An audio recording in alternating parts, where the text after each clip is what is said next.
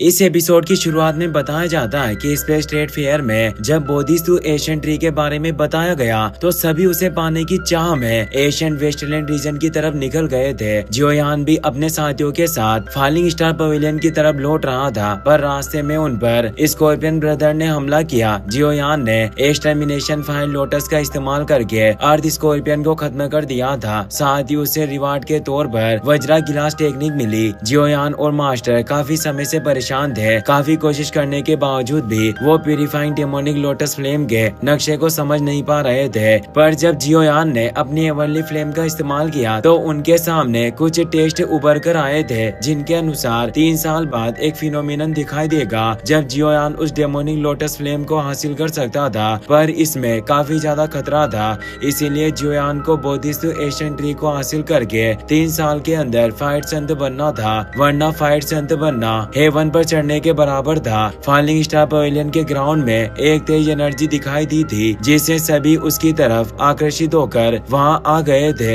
ये एनर्जी इतनी तेज थी कि एल्डर को भी इससे परेशानी हो रही थी और वो पूछते हैं कि आखिर क्या है और ये सब कौन कर रहा है। याओ लाओ बताते हैं कि ये यंग पवेलियन मास्टर जियोयान है। जियोयान उस वज्रा ग्लास बॉडी की प्रैक्टिस कर रहा था। उसने फाइनली उस जाइगेंटिक ग्लास बॉडी को एक्टिवेट कर लिया होता है। सभी इससे हैरान थे। इस ग्लास बॉडी में कई सारे मार्क भी उभर आए थे। याओ लाओ सभी को बताते हैं कि एक किंग कॉन्ग ग्लास बॉडी है और इसमें कई तरह की यूनिक क्वालिटी यानी विशेषताएं क्षमताएं होती है। जियोयान अपने वज्रा बॉडी को और ज्यादा बढ़ाने की कोशिश कर रहा था, जिससे उसे तेज दर्द होने लगा। याओ लाओ खुश हुए कि ये अभी भी ब्रेक थ्रू करने की कोशिश कर रहा है, पर ज्यादा एनर्जी की खपत होने से वो किंग कॉन्ग बॉडी नष्ट हो जाती है। जियोयान काफी कमजोर महसूस कर रहा था। वो कहता है कि अफसोस की बात है कि मैं इस किंग कॉन्ग ग्लास बॉडी को केवल 7 फीट तक ही बड़ी कर पाया, जो अभी भी 99 फीट की ऊंचाई से काफी दूर है। दरअसल इस किंग कॉन्ग बॉडी की प्रैक्टिस करने वाला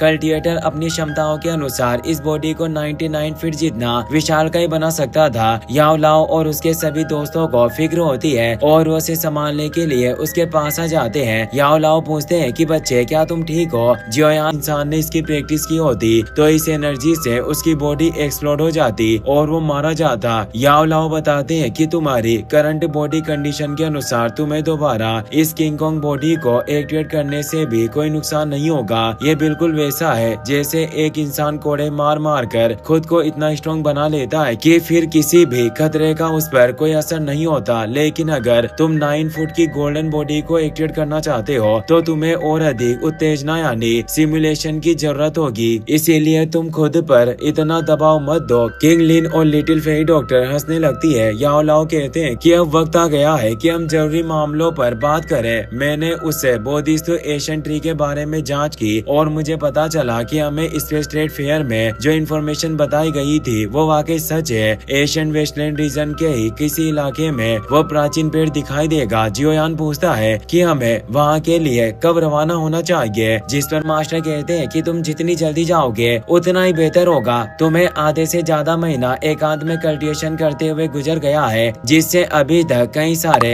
पावरफुल एशियन सेट के लोगों ने उस एशियन रियल्म में प्रवेश कर लिया होगा। जियोयान उनकी बातों को समझ गया और बोला, मास्टर आप निश्चित रहे, मैं उस बोधिसत्व एशियन ट्री को हासिल करके रहूंगा, इसीलिए अब मुझे निकलना होगा। मेडुसा कहती है कि मैं भी तुम्हारे साथ आऊंगी, तो लिटिल फेरी डॉक्टर और किंगलिन भी बोली, हम भी तुम्हारे साथ चलेंगे। जियोयान हमें भी ले चलो ना। मास्टर मुस्कुरा रहे थे। वो एल्डर तियानुओ से कहते हैं कि आपको यहीं रुकना चाहिए और फॉलिंग स्टार पवेलियन को मेंटेन करने में मदद करनी होगी। तियानुओ कहते हैं कि बिल्कुल, ये बहुत अच्छा होगा, इससे मेरी बूढ़ी हड्डियों को आराम करने के लिए कुछ वक्त भी मिल जाएगा। मास्टर जियोयान से कहते हैं कि अब सब कुछ तुम चारों पर डिपेंड करता है, इसीलिए संभल कर आगे बढ़ना और याद रहे, अगर तुम्हारा किसी ऐसी समस्या से सामना हो जिसका तुम मुकाबला नहीं कर सकते तो तुम खुद पर ज्यादा जोर मत देना और मुझे वहाँ बुला लेना। तुम जैसे ही इस स्पेशल जेट को क्रश करोगे थोड़े ही वक्त में मैं वहाँ पहुँच जाऊंगा। जियोयान उसे स्पेस जेट को ले लेता है। मास्टर को अभी भी जियोयान की काफी फिक्र थी, इसीलिए वो उसे दोबारा याद दिलाते हैं कि बोधिसत्व एशियन ट्री का प्रलोभन काफी बड़ा है और उस एशियन रीजन में काफी पावरफुल कल्टिवेटर के साथ कई सारे खतरे छिपे हुए हैं। साथ ही एशियन क्लैन के लोग भी वहाँ मौजूद हो सकते हैं, इसीलिए तुम्हें उस बोधिसत्व एशियन ट्री को पाने में काफी परेशानी होगी, पर मैं तुम्हें रोक भी नहीं सकता। ये ट्रिप तुम्हारे लिए काफी ज्यादा इम्पोर्टेंट है। आगे चलकर तुम्हें फ्लेम एम्परर बनना है और फाइट संत बनकर ही तुम डेमोनिक लोटस फ्लेम को प्राप्त कर पाओगे।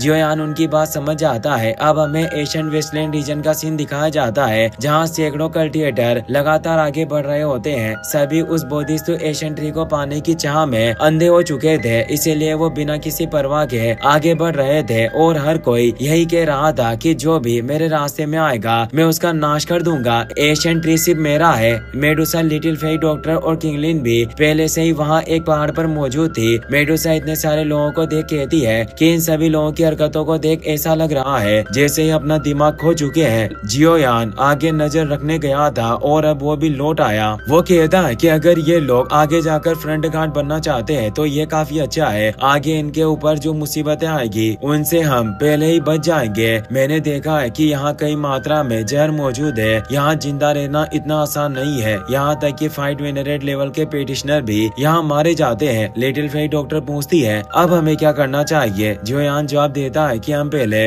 इन लोगों को फॉलो करेंगे और फिर सिचुएशन के हिसाब से कार्य करेंगे। वो चारों भी आगे बढ़ने लग जाते हैं। वो एक ऐसी जगह पर पहुँचते हैं जहाँ काफी सारी फॉग होती है। वहाँ बहुत से विशालकाय जानवरों के कंकाल पड़े हुए थे और इस हवा में उन्हें सांस लेने में तकलीफ हो रही थी। लिटिल फेई डॉक्टर समझ गई थी कि इस हवा में जरूर जहर मौजूद है, इसीलिए अपने साथियों को एंटी पॉइजन पिल देती है जिसे वो खा लेते हैं। वो बताती है कि इन पिल की वजह से ये पॉइजनस मिस्ट आप सभी की बॉडी में एक रेजिस्टेंस प्रदान करेगी जिससे जहर आपकी बॉडी को नुकसान नहीं पहुंचा पाएगा। पर वहाँ आगे एक फाइट वेनरेट लेवल के पेटिशनर की लाश पड़ी होती है जो इस जहरीले कोहरे का सामना नहीं कर पाया और मारा गया था। जियोयान हैरान हुआ कहता है कि जरूर इस कोहरे में कुछ छिपा हुआ है, क्योंकि एक फाइट वेनरेट अगर टाइटली अपनी बॉडी को डुक्यू से कवर कर ले तो वो जहर से बच सकता है, पर ये जिंदा नहीं बचा। मतलब यहाँ की हवा काफी ज्यादा जहरीली होनी चाहिए। लिटिल फेई डॉक्टर को भी कुछ अजीब लगता है और वो अपनी पॉइजन से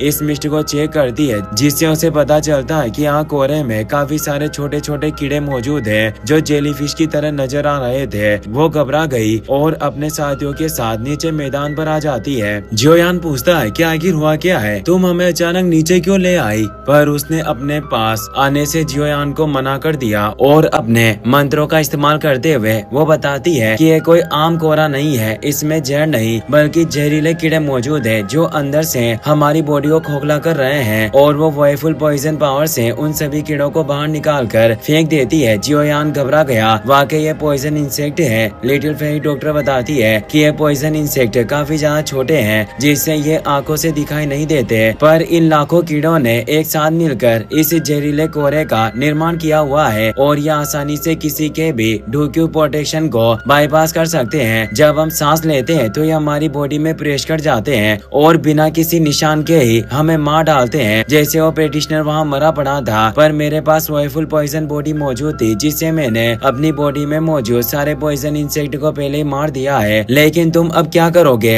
वो तीनों परेशान हो जाते हैं। हेड पर जियोयान अपनी हेवनली फ्लेम का इस्तेमाल करता है जिससे उसकी बॉडी में मौजूद कीड़े उस हेवनली फ्लेम से जलकर राख होने लगते हैं। जियोयान बताता है कि अभी तक हमारी बॉडी में सैकड़ों कीड़े घुस चुके थे, अगर वक्त पर हमें पता नहीं चलता तो हम जिंदा नहीं बच पाते। वो मेडुसा और किंगलिन से भी कहता है कि तुम दोनों चिंता मत करो, मैं तुम्हारी बॉडी को भी साफ कर दूंगा और वो अपनी हेवनली फ्लेम को उन दोनों की बे के थ्रू बॉडी में प्रवाहित कर देता है जिससे वो सारे कीड़े जो अंदर मौजूद थे वो मारे जाते हैं। अब वो सभी सेफ थे, पर आगे बढ़ने पर वो कीड़े वापस उनकी बॉडी में घुस सकते थे, इसलिए जियोयान अपनी हेवनली फ्लेम के चक्र को एक्टिवेट करके आसपास मौजूद सभी कीड़ों को दूर कर देता है और वो मेडुसा और बाकी दोनों से कहता है कि तुम सभी मेरे पास रहना, मैं एक फायर शील्ड बना रहा हूँ जिसमें वो कीड़े प्रवेश नहीं कर पाएंगे। देखते ही देखते हेवनली फ्लेम से वहाँ एक शील्ड बन जाती है। लिटिल फेई डॉक्टर तारीफ करते हुए कहती है कि काफी सौभाग्य की बात है जियोयान, तुम्हारे पास हेवनली फ्लेम है और ये कीड़े इस फ्लेम से डरते हैं। जियोयान बताता है कि पॉइजन इंसेक्ट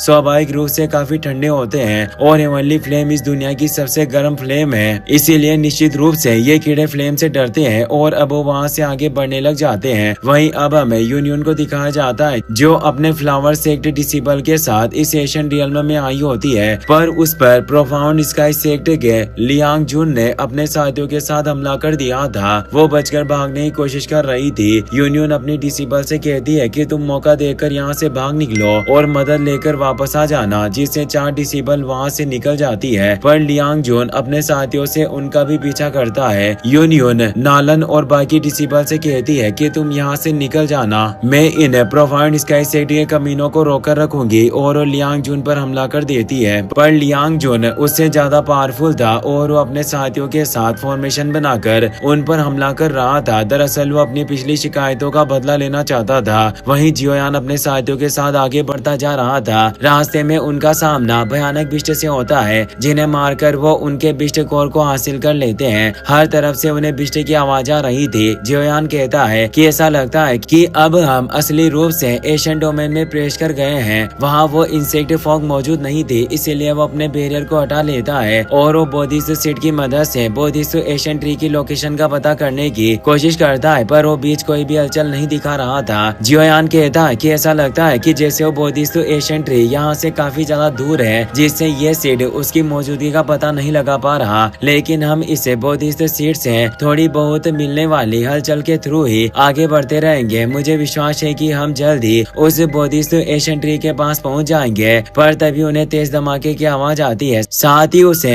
लड़कियों की दर्द भरी आवाज भी सुनाई दे रही थी। वो समझ जाता है कि जरूर कुछ गड़बड़ है और वो मदद करने के लिए वहाँ से निकल जाते हैं। अगर आप इसका नेक्स्ट पार्ट भी जल्दी देखना चाहते हो तो 10 के लाइक हम जल्दी पूरा कर देना। साथ ही वीडियो को अपने दोस्तों के साथ शेयर करना ना भूलें। Thanks for watching.